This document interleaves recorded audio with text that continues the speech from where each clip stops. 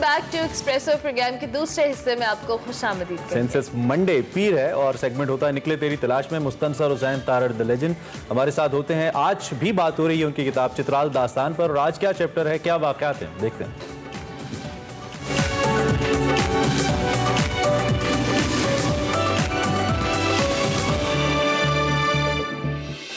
अस्सलाम वालेकुम नाजरीन, मैं हूं वकार अहमद और आप देख रहे हैं निकले तेरी तलाश में।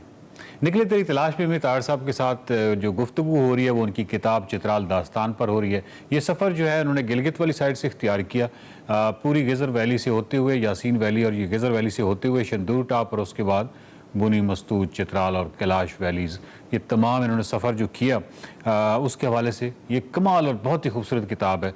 तो इसी किताब के हवाले से जो है सवालों का सिलसिला है वो जारी है। तारड़ साहब ये बताइएगा कि जो मस्तूज का कला है ये अब तो काफ़ी मखदूश है, यानी आप जब जाते हैं मस्तूज में, मेरे ज़हन में एक किताब आ रही है विद कैली टू चित्राल, और जिसका भी हाल में उर्दू तर्जुमा है गिलगित से चित्राल तक। सो विद कैली टू चित्राल में मुसन्निफ ने कहा उस वक्त, और ये 1895 में लिखी गई, तो उसमें उन्होंने कहा कि वो जो कला है, जो कले की इमारत है मस्तूज की, वो इंतहाई मखदूश थी। और बल्कि उसने लिखा कि एक दीवार गिर गई या कोई छत गिर गई, तो उसने तंजिया लिखा कि शायद किसी सिपाही ने ज़ोर से छींक मारी जिसकी वजह से वो जो दीवार है वो गिर गई। तो ये बड़ी हैरानकुन बात है कि विद कैली टू चित्राल में उस किले को जितना वो कमज़ोर दिखाया गया है, लेकिन आज हम 2021 में हैं और उस किले की इमारत जो मतलब छत नहीं है बट उसकी जो दीवारें हैं वो सारी इसी तरह मजबूत हैं। तो मस्तूज का ये जो कला है ये आपने देख रखा है और चित्राल की जो बाकी कले हैं वो भी देख रखे हैं, तो इस मस्तूज के कले के बारे में कुछ बताइए। एक्चुअली जो one of the major attraction है ना चित्राल की, वो इसके किले हैं जहाँ पे ये मेसर चित्राल के ये आप कह लें जो रूलर थे वो रहते थे। बिल्कुल वास्ट एरियाज और बहुत फैसिनेटिंग वो जगह हैं। तो मस्तूज के किले की वो सीज ऑफ मस्तूज और इस तरह करके आप पढ़ते हैं सारा कुछ, तो ये जो कहा गया कि जी उसकी दीवारें बड़ी मखदूश हैं, वो मेरे ख्याल मौसूफ से वो गिराई नहीं गई, तो उन्होंने गुस्से में आके लिख दिया। अदरवाइज अभी तक वो कायम है, पुरानी दीवारें हैं, बहुत बुलंद दीवारें हैं, और वहाँ पे अंग्रेज़ों को खासी हजीमत का सामना करना पड़ा। तारड़ साहब, कागजी की मस्जिद जो है उसके हवाले से उसमें जो लकड़ी का दिलकश और ज़बरदस्त काम हुआ है, लेकिन कागजी का मस्जिद का जो जिक्र आपने किया है अपनी किताब में वो बड़ी मोहब्बत से किया है, और उसमें जो का बिल्कुल खो जाता है, शुमाल की सर्द हवाओं का उसमें जिक्र है। कागजी की इस मस्जिद में आपने कहा है कि अगर कोई शहरी रहबानियत इख्तियार कर जाए तो उसको कोई इल्ज़ाम नहीं दिया जा सकता। मतलब वो जो कागजी की मस्जिद है उसका क्या माहौल था, क्या यानी सराउंडिंग एनवायरनमेंट, या उस मस्जिद में क्या ऐसी चीज़ थी कि जिसके बारे में आपने काफ़ी सफ़ात लिखे हैं और वो बहुत मुतासिर कुन है। तो कागजी मस्जिद के बारे में कुछ बताइए। देखिए, कागजी में दो मस्जिदें, ठीक है, एक तो मेन है वो भी बहुत खूबसूरत बाकायदा मस्जिद है। ये मस्जिद जो है ये ऐन सड़क के किनारे वाक़या थी, 2-3 स्टेप्स थे, ऊपर छोटा सा इतना सा सेम था और ऊपर से चश्मा आ रहा था, ये वुज़ू करने की जगह, और उसके अंदर हार्डली 6 फुट की एक जगह थी। और वहाँ पहुँचकर जब आप अंदर जाते हैं तो दुनिया जहान से कट जाते हैं। एक ख़ास ठंडक, और नीचे घास तब बिछी हुई थी और उस घास में खुशबू थी, और पता नहीं कुछ ख़ास इत्मीनान आप पे उतरता है, जो कोई मिस्टिक एक फीलिंग होती है।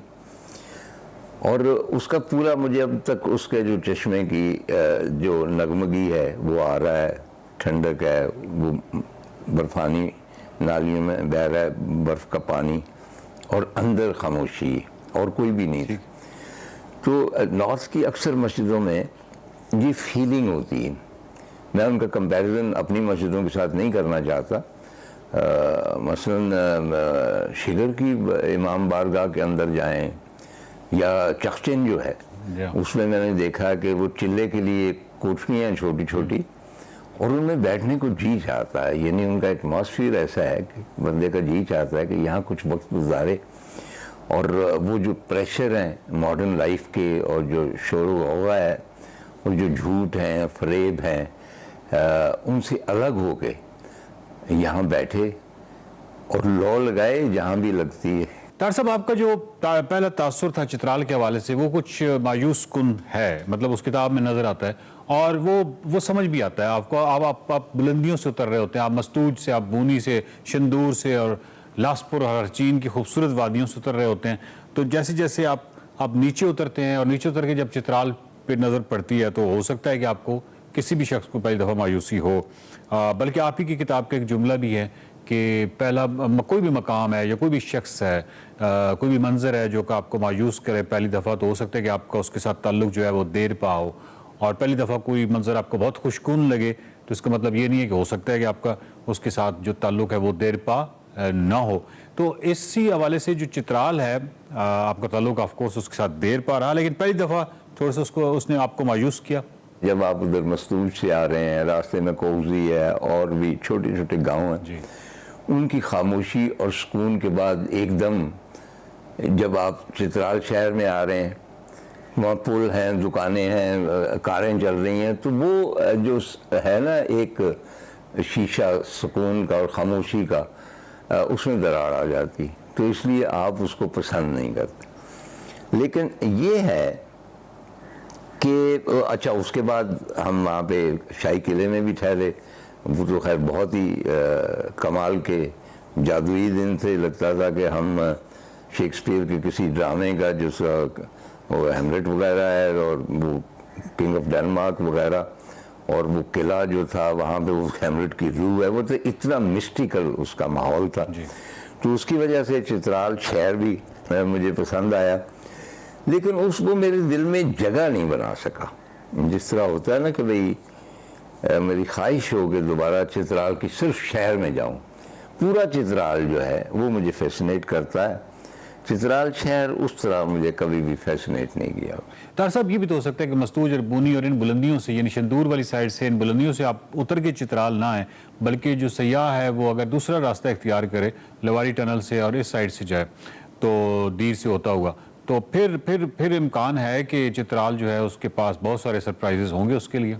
हाँ नहीं, लेकिन उसके बाद भी अगर आपको रास्ते में, और जब लोहारी टॉप से आप उतरते, जिसको लाहौरी जो है लोहारी टॉप कहते हैं, तो मुख्तलिफ गांव आते हैं, वो जो मतलब लेफ्ट हैंड पे जाता है काफिरिस्तान को, कैलाश को रास्ता, उसका जो मेन गांव है वो बहुत ही खूबसूरत है। वो भी मेरे ख्याल तब भी एज ए सिटी, जिस तरह ना करीमाबाद में एक चार्म है, वो मुझे चित्राल शहर में नज़र नहीं आई। शायद इसकी एक वजह ये भी है कि आप चित्राल शहर से निकलें तो उधर कैलाश की वादियाँ जो बहुत खूबसूरत हैं, उधर मस्तूज जाते हैं, उसके बाद तिरचमीर वहाँ से दिखाई देती, तो शायद ये उनकी अट्रैक्शन इतनी ज़्यादा है, कशिश ज़्यादा है कि आपका दिल उस शहर में नहीं लगता, आप कहते हैं कि उधर चले।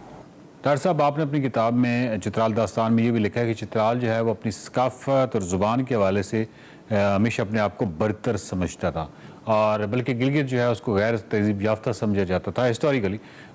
तो आप ये समझते हैं कि चित्राल जो है वो वाकई अपनी सकाफत और ज़ुबान के हवाले से जो अब समझता था कि वो बरतर है, वो बरतर था एक्चुअली? मैं समझता हूँ वकार के भी जितना भी हमारा शुमार है, इसमें आप बेशक कागान वगैरह को भी डाल लीजिए, और पूरा नॉर्दर्न एरिया जो है, इवन हुंजा या नगर जो है ना, ये ज़रा सी मिक्स सकाफत है, लद्दाखी भी है उसमें, चाइनीज़ भी है, आमेज़िश है।